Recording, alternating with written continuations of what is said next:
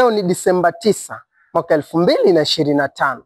Nchini Tanzania imetimia miaka 64 tangu kupata uhuru wake mwaka 1961.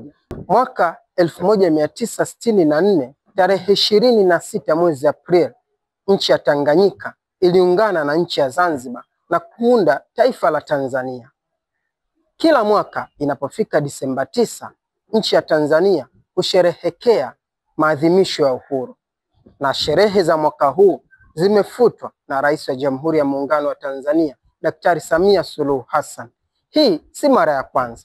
Awali, Rais John Pombe Magufuli, rais wa awamu ya 5 nchini Tanzania, aliagiza sherehe hizi kufutwa mwaka 2015 na kuzielekeza fedha zilizotengwa kwa ajili ya sherehe hizi kupelekwa katika ujenzi wa barabara ya Mwenge Moroko jijini Dar es Salaam.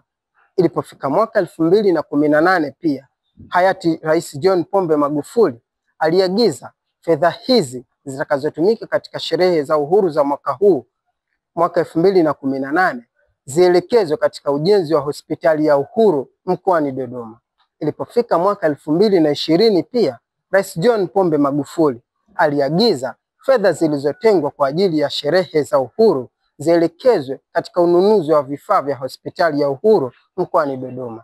Mwaka 2024 pia Rais Samia Suluhu Hassan alielekeza fedha zilizotengwa kwa ajili ya sherehe hizo zielekezwe katika huduma za kijamii. Lakini mwaka huu 2025 Rais Samia Suluhu Hassan ameagiza fedha zilizotengwa kwa ajili ya maadhimisho ya sherehe za uhuru zielekezwe katika kutengeneza miundombinu iliyoharibiwa na wananchi kipindi kilichotokea maandamano wakati wa uchaguzi mkuu na kuharibika mali za umma.